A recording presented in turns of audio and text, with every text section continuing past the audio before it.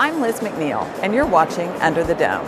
Today we'll highlight the 45th Infantry Division. We'll also speak to Representative Bands, who had his bill signed by the governor yesterday, and we'll also speak to Representative Dunnington, whose bill goes before Conference Committee.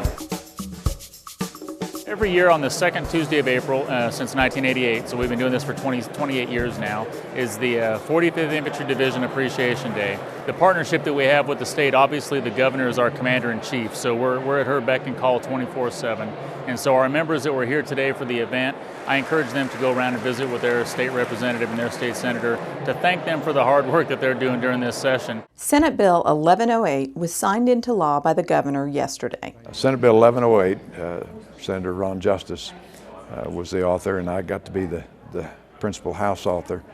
Simply modifies our election laws and the provisions that under which the state election board and its secretary have guidance to put ballots together for our elections. It gives the state election board secretary more flexibility in the event in the future we have more than the parties that we have today, traditionally Republican and Democrat. Putting the names of the presidential electors on the ballot has been a tradition of Oklahoma, but if you get 5 or 6 political parties that are recognized and maintain that recognition, because in other legislation we have lowered the threshold that is needed for them to maintain viability, it may be possible that that requirement would come into play, and it gives the election board secretary the option of posting those electors' names in a very conspicuous place. When you have requirements on the ballot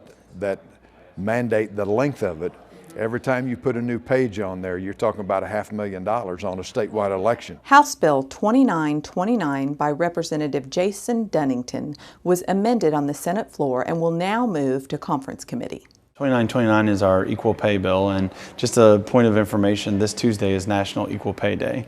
So really exciting to be working here in Oklahoma on an equal pay bill. That bill right now in the process has gone through the Senate. We're a little disappointed to see that one of the senators decided to essentially take all of the transparency language out of the bill in an amendment and then pass that bill through committee onto the Senate floor. Without the transparency piece, our equal pay bill is no different than it's been for the last 60 years. And it's been ineffective for the last 60 years, which is why we were adding a transparency piece to it. Best case scenario at this point would be that the other senators recognize the importance of equal pay in Oklahoma, choose to add an amendment on the Senate floor, adding the transparency language back into it, and passing it off the Senate floor. If they're not able to add an amendment adding transparency back to it, then it would come back to the House, and at that point we would reject changes because we feel like that this bill only works if you have that transparency element in it. Just over 560 bills and joint resolutions remain alive after Friday's committee deadline. Session began with nearly 3,500 bills and joint resolutions. 54 measures have already been sent to the governor. The next deadline is April 21st, which is floor consideration in the opposite chamber. Thanks for watching Under the Dome.